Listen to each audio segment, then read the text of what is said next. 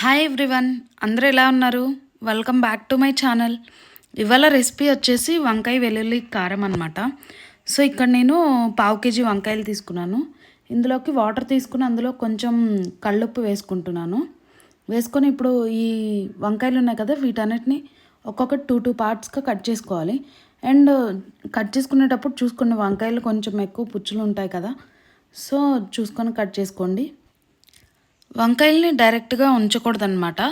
So salt వేసుకొని అలా పెట్టుకోవాలి, లేకపోతే కండ్రిక్ని అని చేదు అలా వస్తాయి అన్నమాట. సో అందుకనేసి ఒక బౌల్లో వాటర్ తీసుకొని కొంచెం వాటర్, అందులోకి కల్లుప్పు కొంచెం ఒక టీ స్పూన్ వేసుకొని ఇలాగ ఇంకా మనం కట్ చేసిన వంకాయ పీసెస్ ఉంటాయి కదా, ఈ పీసెస్ అన్నీ అందులో వేసుకోవాలన్నమాట. అన్నీ కూడా ఇలా పొడవుగా సేమ్ సైజులో కట్ చేసుకోండి. ఈ రెసిపీని ఎవరైనా ఈజీగా చేసుకోవచ్చు. బ్యాచిలర్స్ అయినా లేకపోతే వంట రాని వాళ్ళైనా ఎవరైనా ఈజీగా చేసేసుకోవచ్చు. చిన్న చిన్న చేంజెస్ చేసుకుంటే చాలా టేస్టీగా ఉంటుందండి. సో ఇవన్నీ ఇంకా కట్ చేసి పక్కన పెట్టేసుకుంటున్నాను. ఇప్పుడు ఒక మీడియం సైజు ఆనియన్ ఒకటి తీసుకున్నాను. ఆనియన్ తీసుకొని దాన్ని పీల్ తీసుకోవాలి. పీల్ తీసుకొని వాష్ చేసుకొని అన్నీ పొడవుగా కట్ చేసుకోవాలన్నమాట పీసెస్. ఇలాగా పొడవుగా కట్ చేసుకొని దీన్ని కూడా పక్కన పెట్టేసుకోండి. పక్కన పెట్టేసుకొని ఇప్పుడు పాన్ పెట్టుకోవాలి. స్టవ్ మీద పెట్టేసుకొని కొంచెం ఒక టీ స్పూన్ ఆయిల్ వేసుకోండి. మరీ ఎక్కువేం పట్టదండి ఆయిల్ కూడా. అండ్ ఇప్పుడు తాలింపు గింజలు వేసుకుంటున్నాను. ఇవి కొంచెం బాగా చిట్పట్లాడాలన్నమాట. తర్వాత కరివేపాకు యాడ్ చేసుకుంటున్నాను. కరివేపాకు ఇవి కూడా కొంచెం వేగాలి. వేగిన తర్వాత కొంచెం వేగగానే ఆనియన్స్ వేసేసుకోవాలి. ఇప్పుడు దీన్నంతా బాగా కలుపుకోవాలన్నమాట. ఆనియన్స్ ఒక 2 మినిట్స్ అలా వేగాలండి. కొంచెం ట్రాన్స్పరెంట్గా అయిపోతే అప్పుడు సరిపోతుంది. మరీ ఎక్కువ వేగాల్సిన అవసరం ఏం లేదు. చూసారు కదా, కొంచెం ఇలాగ ట్రాన్స్పరెంట్గా అయిపోతూ ఉంటాయన్నమాట. ఇంక ఇప్పుడు ఇందులో మనం ఒక 1/2 స్పూన్ పసుపు వేసుకుంటున్నాను.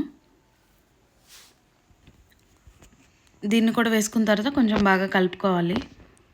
దీని తర్వాత మనం ఇందాక వాటర్లో వేసుకున్నాం కదా వంకాయలు, ఆ వంకాయలు కూడా ఇందులో వేసేసుకోవాలి. వేసేసుకొని దీన్ని కూడా బాగా కలుపుకుంటూ ఉండండి.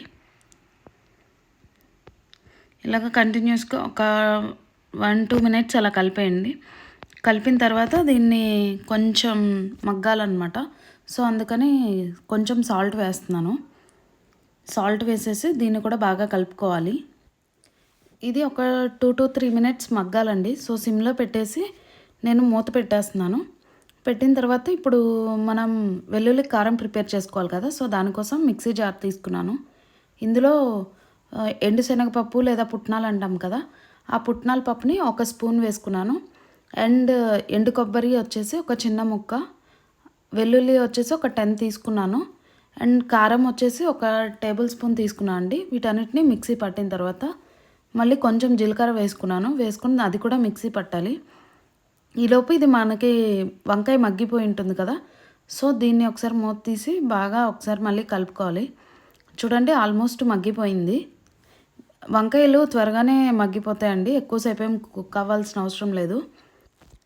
ఇప్పుడు ఇందాక జీలకర్ర కూడా వేసుకొని మిక్సీ పట్టాం కదా, సో ఆ పౌడర్ అనమాట. చూడండి, ఫైన్గా పౌడర్ చేసుకోవాలి.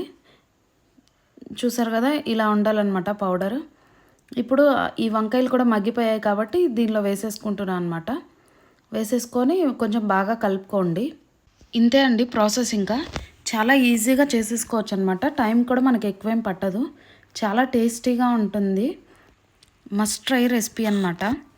So thank you for watching my video. Bye.